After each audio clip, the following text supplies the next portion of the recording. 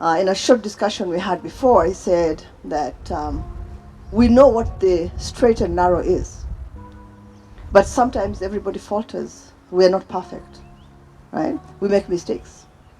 And I think the biggest lesson for all of us is how do you pick up and move on. I think all of us are influencers.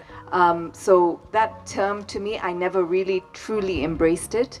I just felt like I've always felt. If you have a voice, you must use it. Internship with no connection, but just my persistent waking up every morning and going to that gate and finally being allowed in and just asking. And I actually asked, do you have a Samburu in this organization? And getting my space, and that's how I got it. I said, there's none, and I think there should be one, and that's how I got to do my internship at KBC.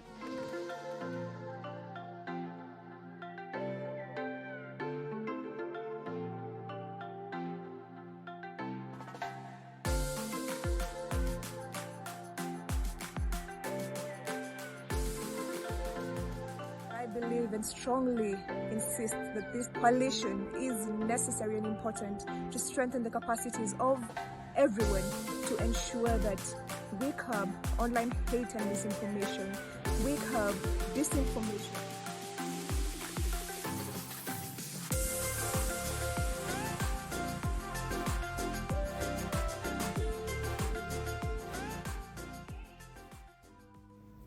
Hello there, and welcome to Tech for Peace with Christine Magoma. Being Women's Month, I attended the meet and greet by AMWIK, and I'm here to share the beautiful experience that I had with you all. Just some snippets. Enjoy. We had opening remarks by Patience, the ED. We always strive to safeguard our space and the gains made. I see many of our seasoned media practitioners whose record of devoted service to the industry speaks for itself. And then we all danced together.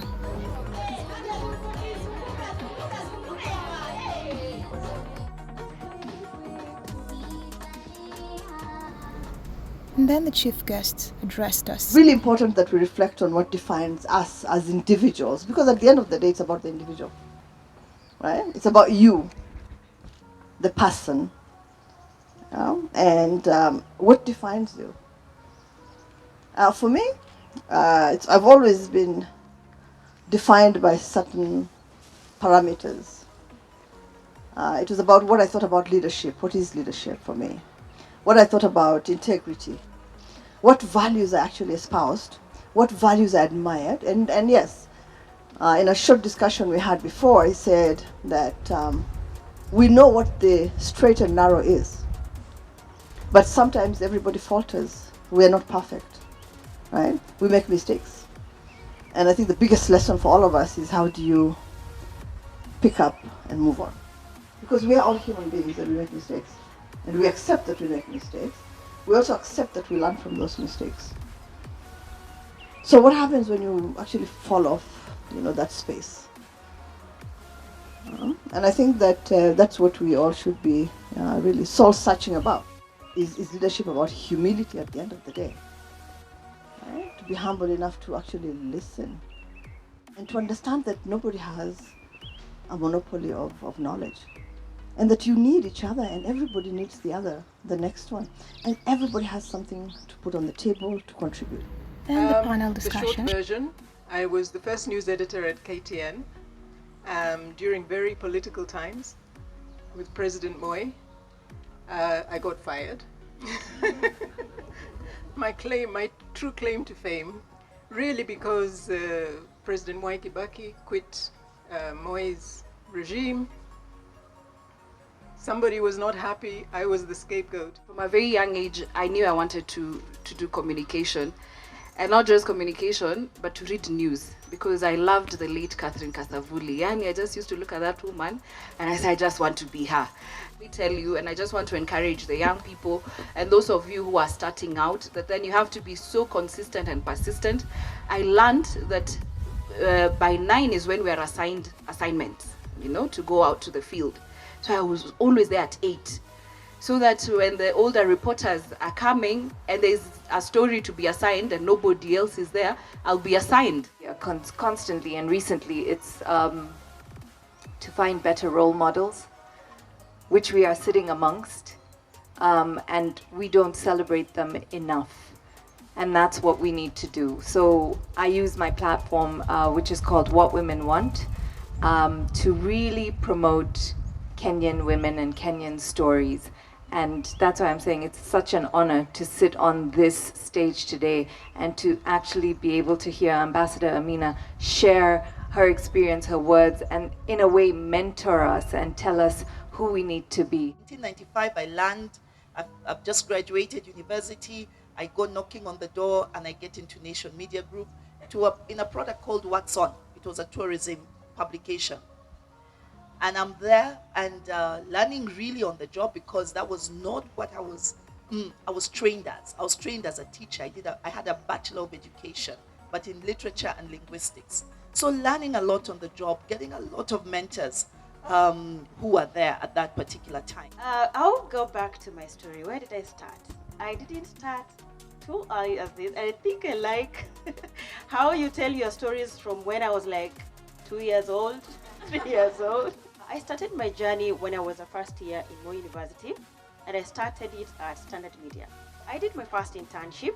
It didn't go through because I was a first year, and first years are not given an opportunity to be interns.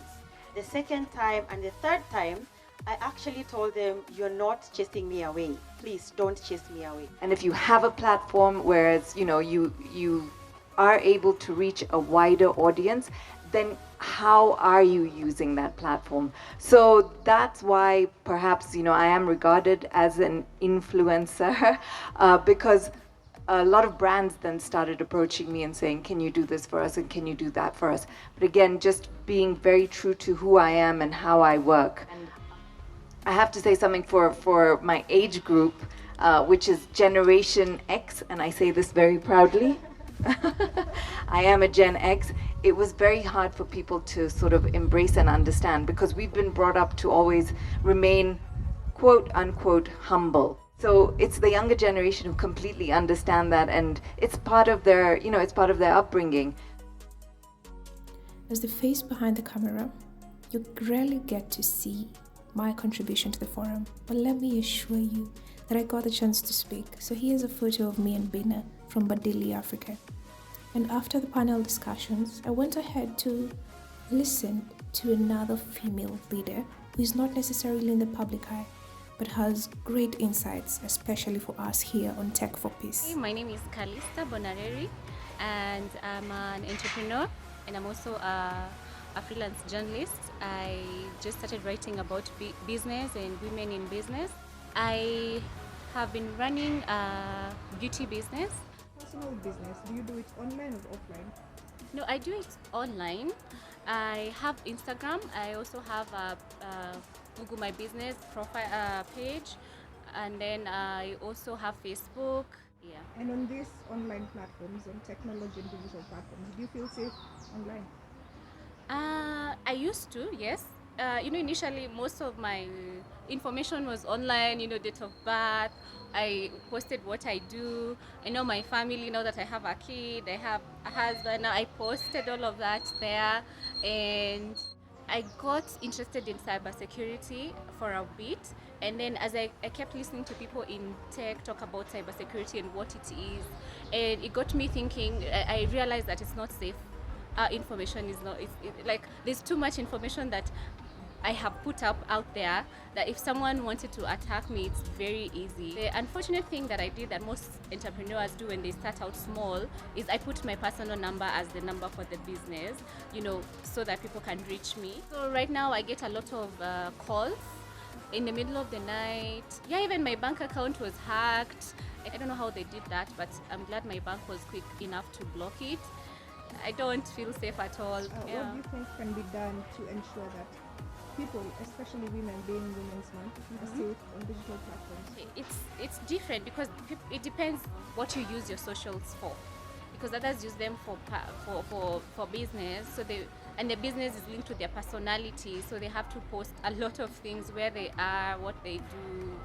It's important to not share exactly where you are when you are there. If it's something you have to share about the location and what you're doing, maybe you can post it another day. Create strong passwords to protect your information. I'm sure there are so many softwares out there that can help.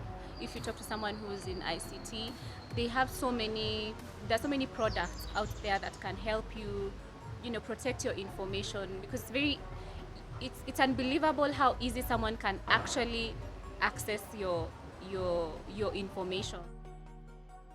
Those were some of the snippets we got from the AMWIK meet and greet, and obviously you have to see this photo again of Bina and I, because it's what the lady behind the camera got for you. Please like, subscribe and share, and be safe on digital platforms. Thank you very much for watching this. Goodbye. I'll see you next week on Tuesday.